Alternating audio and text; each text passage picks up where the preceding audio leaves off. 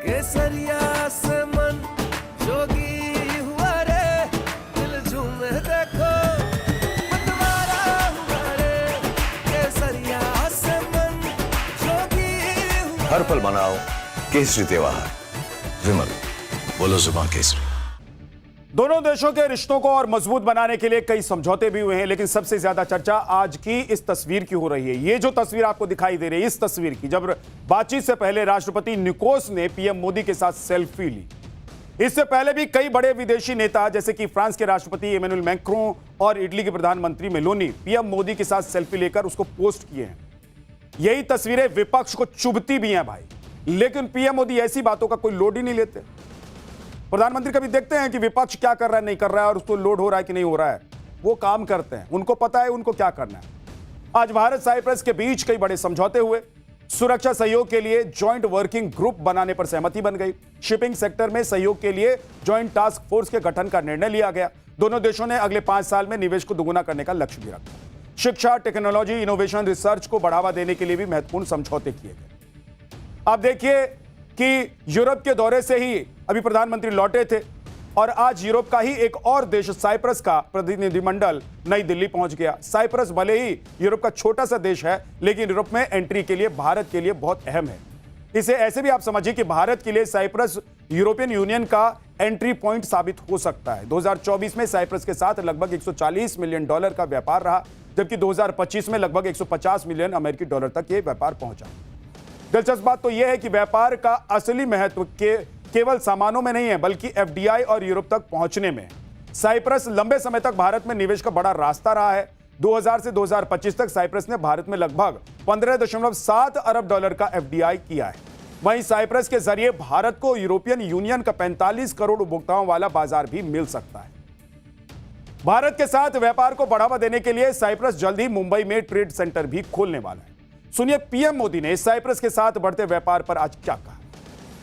Cyprus Bharat के top 10 investors में से एक है। पिछले 1 दशक में साइप्रस से भारत में निवेश लगभग डबल हुआ है। दोनों देशों के बीच ट्रस्ट बढ़ा है।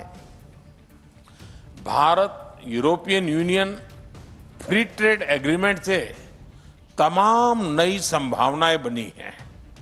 इसका लाभ उठाते हुए हम अगले 5 वर्षों में इस इन्वेस्टमेंट को फिर से डबल करने का लक्ष्य रख रहे हैं और इस संकल्प को साकार करने के लिए आज हम अपने विश्वसनीय संबंधों को एक स्ट्रेटेजिक पार्टनरशिप के रूप में एलिवेट कर रहे हैं।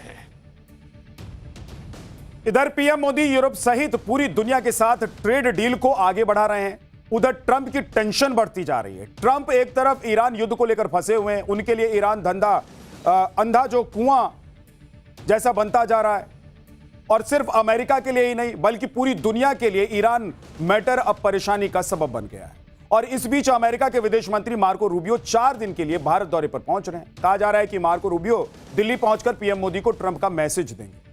वहीं भारत पहुंचने से पहले ही ट्रंप की तरफ से इशारा किया जा रहा है कि भारत में तेल का संकट नहीं आने देंगे। अब देखिए कि अमेरिका ने पहले ही रूस से तेल खरीदने पर दी गई छूट को 1 महीने के लिए बढ़ा दिया था। अमेरिका ने छूट दूसरी बार बढ़ा दी है, तो 17 जून तक यह छूट अब लागू रहने वाली है। हालांकि भारत ने कह दिया था कि पाबंदियों से छूट मिले या नहीं, वो रूस से तेल खरीदना बंद नहीं करेगा। अब अमेरिका ने एक और डील कर दी है कि भारत हमसे जितना ईंधन खरीदना चाहता है अमेरिका बेचने के लिए तैयार है। भारत रवाना होने से पहले मार्को रूबियो ने भारत को अमेरिका का बेहतरीन साझेदार बताया। सुनिए अमेरिका के विदेश मंत्री ने क्या कहा। We want to sell them as much energy as they'll buy, and obviously you've seen, I think we're at historic levels of U.S. production and U.S. export. We want to be able to do more. We were already in talks with them to do more. We want that to be a bigger part of their portfolio. We also think there's opportunities with Venezuelan oil. In fact, it's my understanding that the interim president of Venezuela will be traveling to India next week. As well, so there's opportunities. There's a lot to work on with India. They're a great ally, a great partner. We do a lot of good work with them, and so it is an important trip. I'm glad we're able to do it. Marco Rubio 23 मई से 26 मई तक भारत के दौरे पर रहेंगे। अपने इस 4 दिवसीय दौरे के दौरान वो नई दिल्ली, कोलकाता, आगरा और जयपुर का दौरा भी करेंगे। दौरे के आखिरी दिन 26 मई को क्वाड देशों की बैठक में हिस्सा लेंगे और इस बैठक की अध्यक्षता भारत के विदेश मंत्री एस जयशंकर करने वाले हैं, जिसमें ऑस्ट्रेलिया और जापान के विदेश मंत्री भी शामिल होंगे। इस दौरे के दौरान मार्को रूबियो के साथ वेनेजुएला की अंतरिम राष्ट्रपति डेल्सी रोड्रिगेज भी अगले हफ्ते भारत के दौरे पर आ रही है। भारत और वेनेजुएला के बीच तेल बेचने की बड़ी डील हो सकती है। आप देखिए कि करीब 303 अरब बैरल तेल भंडार के साथ वेनेजुएला दुनिया का सबसे बड़ा तेल भंडार वाला देश है। वहीं वेनेजुएला भारत का तीसरा सबसे बड़ा कच्चा तेल सप्लायर बनकर उभरा भी है। भारत को वेनेजुएला से होने वाली तेल सप्लाई अप्रैल के मुकाबले करीब 50% बढ़ गई। मई में अब तक भारत ने वेनेजुएला से करीब 4.17 लाख बैरल प्रतिदिन कच्चा तेल खरीद लिया है। अप्रैल में यह आंकड़ा 2.83 लाख बैरल प्रतिदिन था, जबकि उससे पहले लगातार 9 महीने तक भारत ने वेनेजुएला से कोई तेल नहीं खरीदा। वेनेजुएला की राष्ट्रपति का भारत दौरा बेहद अहम माना जा रहा है। आप देखिए कि तेल का वेनेजुएला रूट भारत के लिए इसलिए फायदेमंद है क्योंकि वेनेजुएला का तेल रूस और सऊदी अरब के रास्ते से आता है, लेकिन परेशानी यह भी है कि वेनेजुएला का क्रूड ऑयल एक्स्ट्रा हैवी और सोर्स होता है, साथ ही कम गुणवत्ता वाला होता है, इसलिए कई देशों में प्रतिबंधित है। ये सभी रिफाइनरी में रिफाइन भी नहीं हो सकता है, लेकिन भारत में कम गुणवत्ता वाले तेल को रिफाइन करने की सुविधा है, जिसका फायदा मिल सकता है। हॉर्मुज में रुकावट की वजह से पूरी दुनिया में तेल संकट बढ़ता जा रहा है। ब्लूमबर्ग की रिपोर्ट के मुताबिक अगर यह संकट जल्द खत्म नहीं हुआ तो ब्रेंट क्रूड यानी कि कच्चे तेल की प्रति बैरल कीमत $200 के आसपास पहुंच सकती है। भारत भी संकट का सामना कर रहा है। हालांकि इस बीच पीएम मोदी ने संकट से समाधान निकालने के लिए मोर्चा संभाल लिया है। 5 देशों की यात्रा से लौटते ही पीएम मोदी ने आज केंद्रीय मंत्रियों के साथ मैराथन बैठक ली। करीब 4 घंटे की यह बैठक चार घंटे तक चलने वाली इस मीटिंग में प्रधानमंत्री नरेंद्र मोदी ने गैस और पेट्रोल डीजल की सप्लाई से जुड़ी बातों पर एक अपडेट दिया। इसके अलावा मंत्रियों को क्लियर मैसेज दिया कि पेंडिंग काम तुरंत खत्म किया जाए और एलपीजी के ऑप्शंस पर काम तेजी से बढ़ाए। वैकल्पिक ऊर्जा के लिए पीएम मोदी ने खासतौर पर बायोगैस को एलपीजी के ऑप्शन के तौर पर बढ़ावा देने की बात कही। एक तरफ प्रधानमंत्री नरेंद्र मोदी देश को गैस और तेल संकट से निकालने के लिए प्रयास कर रहे हैं और दूसरी तरफ देश का विपक्ष संकट के इस दौरान अपना सियासी अवसर बनाने की कोशिश में लगा हुआ है। ऊर्जा की क्राइसिस है, महंगाई है, डीजल पर, पेट्रोल पर, दूध में, ब्रेड में, सब में। इससे लोगों को ध्यान बटाने के लिए किया गया है कि देखिए प्राइम मिनिस्टर बड़े सिंसियर। अगर सिंसियर होते प्राइम मिनिस्टर को तो जिस तरह से पहले पीएम काम करते ये तो अब ज्यादातर चुनाव प्रचार में रहते हैं, उसके बाद जब समय बचता है तो चले जाते हैं विदेश की यात्रा में। पीएम का एक गरिमा है, पीएम पूरे देश का होता है। ऑफिस में बैठना चाहिए था जब वार ब्रेकआउट हुआ, काउंसिल ऑफ मिनिस्टर्स के साथ बैठना चाहिए था, नीति आयोग, अदर एक्सपर्ट्स के साथ, और पीएम एडवाइजरी काउंसिल भी है उसके साथ। न्यूज की पाठशाला में अब अगला चैप्टर। पहले कॉकरोच का एक्स अकाउंट बंद, फिर जान से मारने की धमकी, अब 20 मिलियन वाले इंस्टा पर भी तलवार लटक रही। कॉकरोच पार्टी की वजह से इंडिया अलायंस में फूट पड़ गई है। जेंजी कॉकरोच को चुनेगा तो राहुल अखिलेश केजरीवाल का फिर क्या होगा? कॉकरोच जनता पार्टी हंसी मजाक से जिसको शुरू किया गया प्लेटफॉर्म अब एक कैंपेन क्या बनता जा रहा है। 21 मिलियन फॉलोअर हो चुके हैं इस अकाउंट के इंस्टाग्राम पर। 21 मिलियन यानी कि 2 करोड़ से ज्यादा। सोचिए मात्र 7 दिन में 2 करोड़ फॉलोअर्स। बड़ी बड़ी पॉलिटिकल पार्टियों को सोशल मीडिया पर इतने फॉलोअर्स इतनी जल्दी नहीं मिलते हैं। सोशल मीडिया की रेस में बड़ी बड़ी पार्टियों को इसने पीछे छोड़ दिया। यह नंबर इतना बड़ा है जिसने देश के विपक्ष के अस्तित्व को ही संकट में डाल दिया। विपक्ष के नेता खुद कह रहे हैं कि जो पार्टी है ही नहीं उस पर देश के जेंजी को भरोसा है, लेकिन हम पर नहीं है। यह बेहद चिंता की बात है। कौन क्या कह रहा है आपको बताऊंगा आगे। कॉकरोच पार्टी बनाने वाले अभिजीत दिपके का एक्स अकाउंट बंद हुआ, लेकिन क्यों बंद हुआ इसके पीछे कोई वजह अभी तक सामने नहीं आई। विपक्ष आरोप लगा रहा है कि मोदी सरकार ने अकाउंट को बंद करवा दिया। उधर अभिजीत दिपके को जान से मारने की धमकी मिलने का आरोप। मतलब सटायर पेज के अगेंस्ट जान से मारने की धमकी देने वाले का वीडियो भी आ गया है। क्या कह रहा है पूरी बात सुनवाऊंगा। कॉकरोच पार्टी को विपक्ष का बंपर सपोर्ट क्यों मिल रहा है यह भी आपको बताऊंगा। दूसरी तरफ बीजेपी की तरफ से इसे आम आदमी पार्टी का प्रॉक्सी अकाउंट क्यों बताया जा रहा है? ऐसा कहने के पीछे क्या वजह है, यह भी बताओ। कॉकरोच पार्टी का जो क्रेज पिछले एक हफ्ते में सोशल मीडिया पर बढ़ा है, अब वो सिर्फ सोशल मीडिया तक नहीं रह गया है, धीरे धीरे करके ग्राउंड पर भी इसका असर दिखने लग गया है। कॉकरोच स्टाइल में प्रदर्शन की तस्वीरें सामने आने लग गई हैं, दीवारों पर कॉकरोच पार्टी के समर्थन में नारे और पेंटिंग बनाई जा रही हैं, और क्या क्या हो रहा है वो सब आज आपके सामने रखने वाला हूं। लेकिन उससे पहले एक ट्रेलर आपको दिखाता हूं। कॉकरोच जनता पार्टी का एक्स अकाउंट भारत में रोका गया है और इसके जवाब में अभिजीत दीपके ने कॉकरोच इज बैक के नाम से नया अकाउंट भी बना लिया। लेकिन मुद्दा सियासी है, इसलिए पॉलिटिक्स भी जबरदस्त हो रही है। विपक्ष आरोप लगा रहा है कि सरकार ने अकाउंट बंद करवाया, सरकार डर गई है इसलिए आवाज दबा रही है। मैं साफ कर दूं कि यह आरोप है विपक्ष का। और दूसरी तरफ अभी तक आईटी मिनिस्ट्री की ओर से कोई ऑफिशियल जवाब सामने नहीं आया है कि आखिरकार अकाउंट पर भारत में रोक क्यों लगी। जवाब तो देना ही पड़ेगा भाई। अकाउंट रोका गया है तो उसकी वजह भी आपको बताना होगा। अगर इस अकाउंट से देश को खतरा है तो वो भी बताइए। अगर इस अकाउंट से किसी तरह के राष्ट्रीय हित के खिलाफ काम हो रहा है तो वो भी देश की जनता को जानने का अधिकार है, क्योंकि ये सिर्फ एक व्यक्ति के सोशल मीडिया अकाउंट से जुड़ा हुआ मुद्दा नहीं है। इससे अब 20 मिलियन से ज्यादा लोग जुड़ चुके हैं। अब आपको यह भी बताता हूं कि सरकार के पास किसी सोशल मीडिया अकाउंट को बंद या रोकने के लिए कौन से अधिकार हैं। इंफॉर्मेशन टेक्नोलॉजी एक्ट की धारा 69A के तहत सरकार के पास सोशल मीडिया कंपनियों को कंटेंट हटाने के आदेश जारी करने का अधिकार है। अगर सरकार को लगता है कि सोशल मीडिया पर पोस्ट किए जा रहे किसी भी कंटेंट से भारत की सुरक्षा, संप्रभुता और सार्वजनिक व्यवस्था को खतरा हो सकता है तो सरकार इसे बैन करने का ऑर्डर जारी कर सकती है। सभी प्लेटफॉर्म को यह आदेश मानना ही होगा। लेकिन सवाल यह है कि कॉकरोच पार्टी के एक्स अकाउंट को बंद करने के पीछे क्या वजह है? क्या सरकार के कहने पर रोका गया है इसे? अगर नहीं तो क्या एक्स ने इसको खुद रोक दिया है? वैसे आपको एक चीज और बताता हूं, सीजेपी का अकाउंट बंद होने के पीछे एक्स के नियम क्या कहते हैं यह भी आप आज जान लीजिए। एक्स के दिशा निर्देशों के अनुसार किसी भी अकाउंट या पोस्ट को तब रोका जाता है जब सोशल नेटवर्किंग साइट को उस देश की तरफ से लीगल डिमांड मिलती है, और अकाउंट तब सस्पेंड होता है जब एक्स को लगता है कि वो अकाउंट उसके नियमों को नहीं मान रहा है। हालांकि कॉकरोच पार्टी के केस में अकाउंट सस्पेंड नहीं हुआ है बल्कि इसको विदहेल्ड किया गया है। अब सवाल यह उठता है कि क्या सीजेपी का यह अकाउंट भारत की संप्रभुता या सुरक्षा के लिए खतरा था? क्योंकि अगर यह खतरा था तो देश को, खासकर युवाओं को, इसके बारे में जानने का हक तो है ही। बताना चाहिए कि क्या खतरा है। कॉकरोच जनता पार्टी का एक्स अकाउंट बंद हुआ तो उन्होंने नया अकाउंट भी खोल दिया। अब अभिजीत दीपिके को यह डर भी सता रहा है कि उनका इंस्टा का जो अकाउंट है वो भी बंद हो सकता है।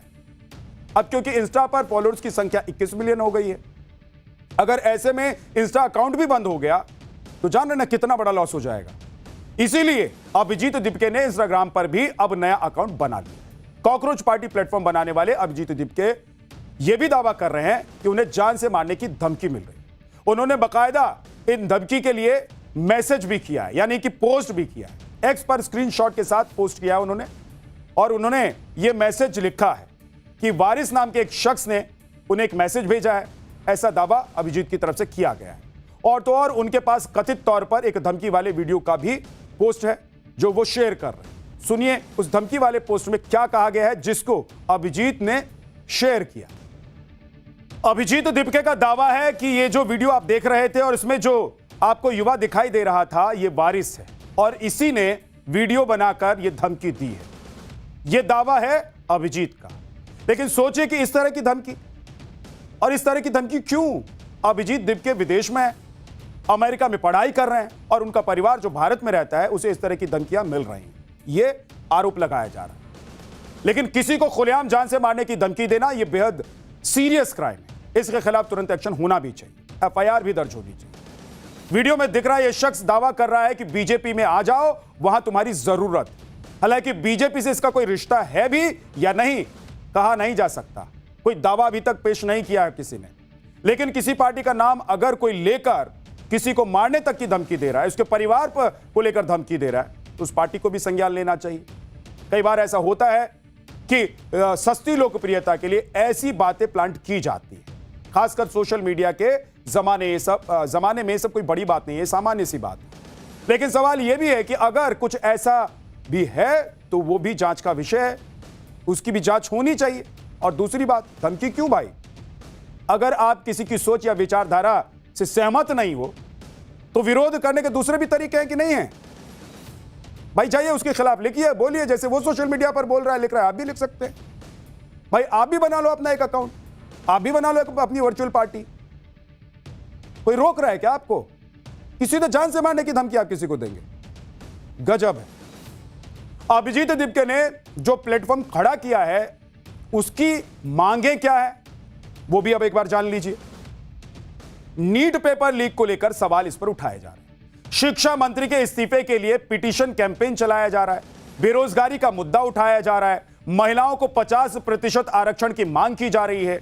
दल बदल करने वाले नेताओं पर प्रतिबंध की मांग की जा रही है। मीडिया की स्वतंत्रता की मांग भी एक मुद्दा है। ये वो मांगे हैं जिसको लेकर पिछले कुछ वक्त से देश में विरोध प्रदर्शन, धरना और बवाल मचा हुआ है।